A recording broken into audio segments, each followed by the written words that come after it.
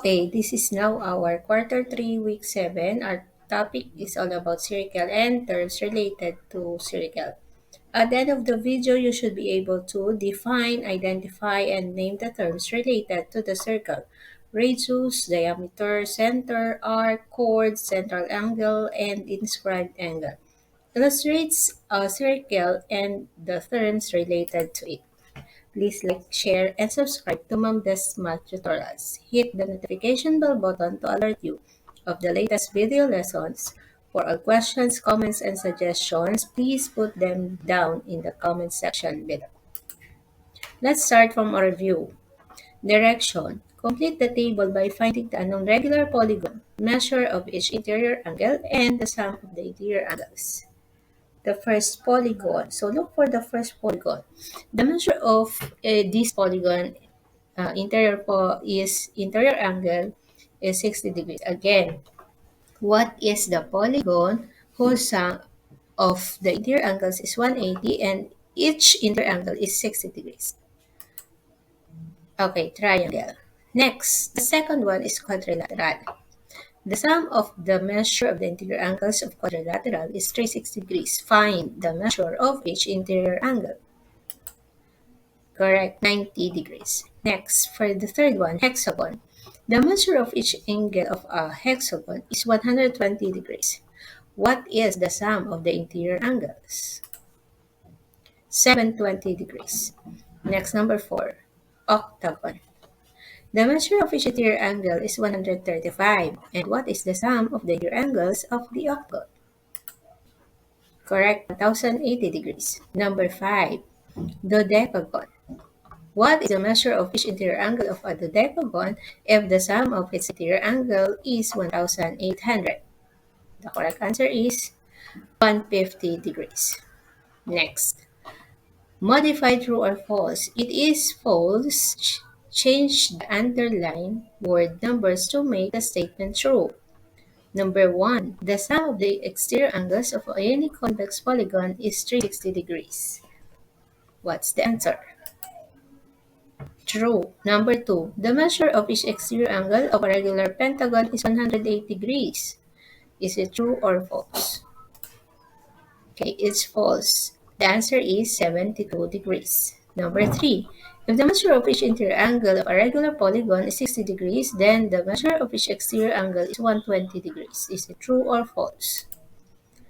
Correct answer is true. Number 4, the regular convex polygon whose measure of each exterior angle is 45 degrees is an octagon. True. Number 5, the formula to find the measure of each exterior angle of any regular polygon is 360 degrees divided by the number of sides. Okay, true. Okay, now, so before we proceed to our lesson, which is circle, look for this. On the right are some words related to circle. So, look for the words related to it, either horizontal, vertical, diagonal, and even upside down. Okay, so as you can see, there are the words related to circles. Okay, let's proceed. A circle is the set of all points on plane having fixed distance from a fixed point called center.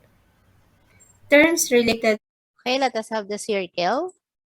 A circle is the set of all points on plane having a fixed distance from a fixed point called center. Okay, so here are the terms related to circle and its definition and of course its illustration. The first one is the center. Center, fixed point in the circle. It is also used to name the circle.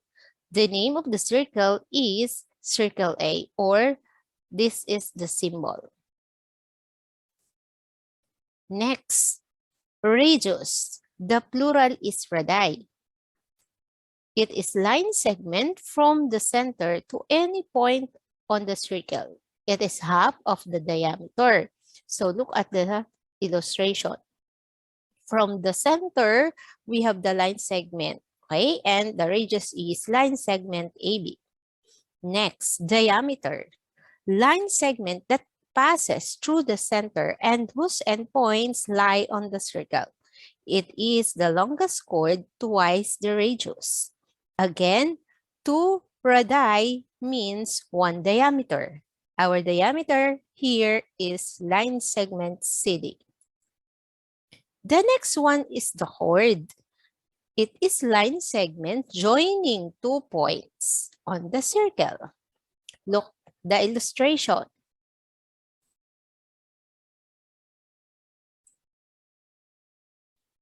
Chord. Line segment joining 2 points on the circle. Look at the illustration. Line segment EF and line segment CD are the chords of this circle.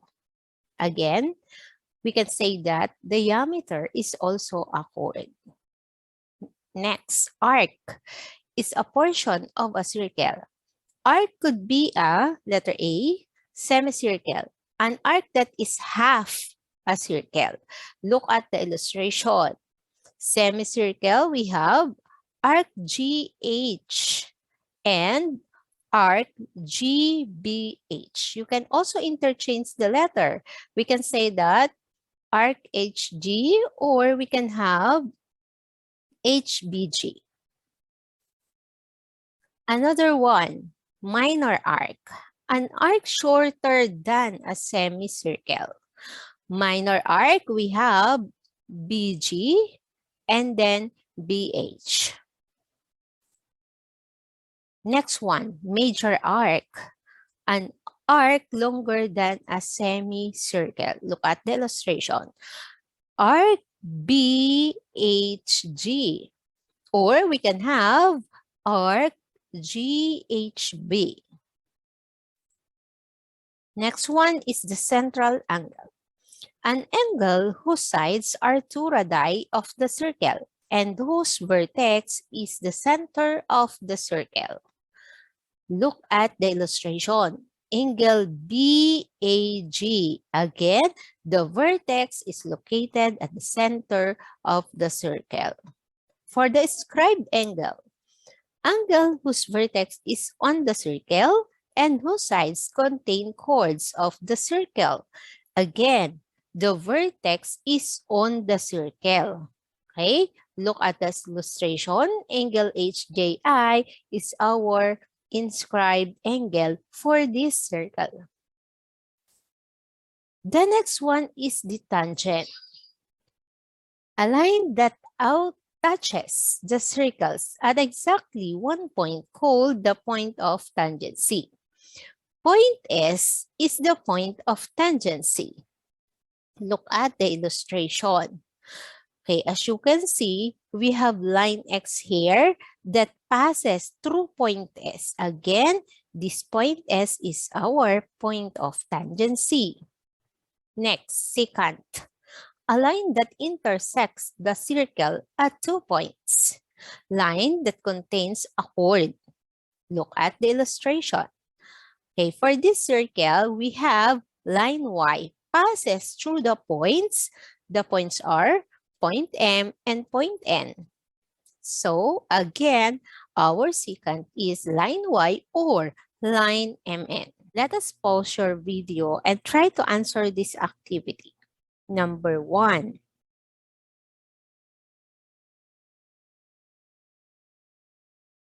Pause your video and try to answer this activity. Identify the term related to circle illustrated by each figure below. Number 1, radius. Number 2 is chord. Number 3, semicircle. 4, tangent. 5, central angle. 6, diameter. 7, major arc.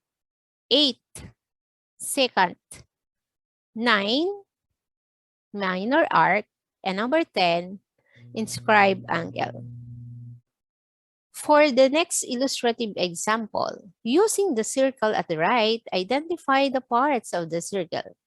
A circle is named by its center. Thus, we call the circle on the right as circle P. Let us identify with what is the center. Okay, center is P, center P, or circle P. Radii, line segment PA, line segment PC, and line segment PB. The next one is the diameter. Which do you think is the diameter? Okay, the diameters, we have line segment BC or line segment CB.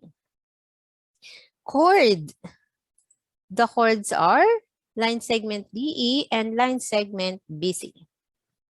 For the arcs, we have arc CA, okay, arc AB, arc ED, this one, and then arc ABC, ABC. Okay, next, arc AEB. And then the other one, arc CAB, and then we have arc CEB. For the central angles, angle CPA, CPA, and angle APB. Let us now construct a circle. In constructing a circle, you will use compass, ruler, protractor, and of course, you will need an extra pencil. To start, let us make a point P, okay, as the center of our circle. Okay, now next, since it requires 4 centimeter as the radius, we will need to set up our compass as 4 centimeter with the use of ruler. So look for the 4 centimeters. Okay, after that, now let us make our circle. Make sure that the tip of your compass must be in the center of your circle.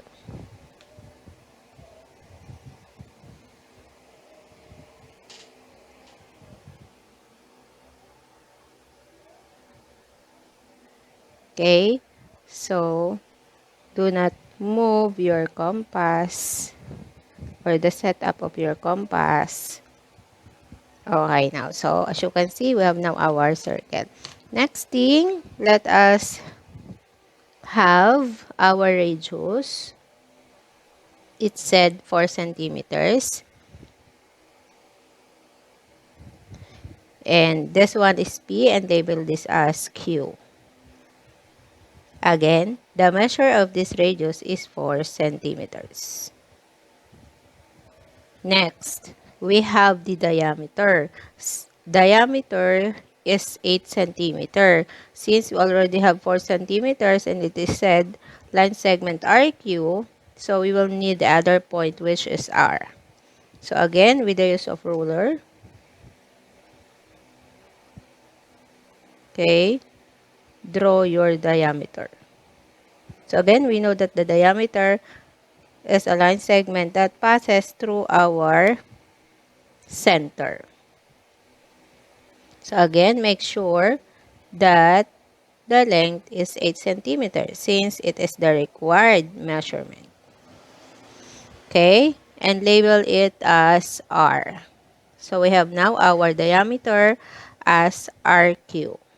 Again, 8 centimeters. So we will have here 4 centimeters also. Then if you add, we have 8. Sabi nga po natin, 2 radii is equal to 1 diameter. Next, we have the ST or the chord ST, which required 5 centimeters. So you can draw any part of the circle, the chord. Okay, so now I'll put the chord here and I'll measure 5 centimeters. Okay.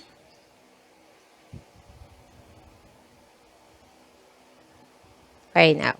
Then, again, the measure of this chord is 5 centimeters. Then, label it as S. And this one is T. Now, the last one, we have the central angle. Angle RPU. Since we have now R and then P, okay, so you have U, the other point U. So now, we can draw any part of this, the point U, or one side of your angle. Okay, so for this, we are going to use our protractor. So again, yung protractor po natin, ilagay sa center. Okay? Okay, now. So this one. Yan.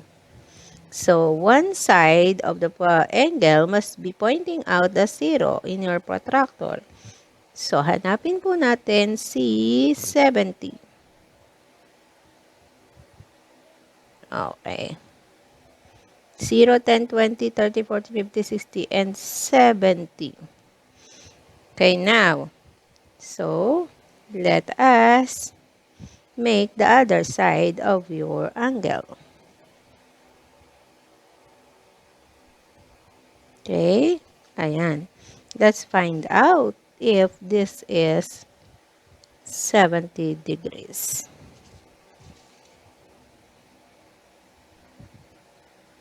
Okay, exactly. We have an angle of 70 degrees. To end our discussion, let us have a math quote. Go down deep enough into anything and you will find Mathematics by Dean Schlechter. Thank you for watching and please support Ma'am Des Math Tutorial. See you on my next video. Bye-bye!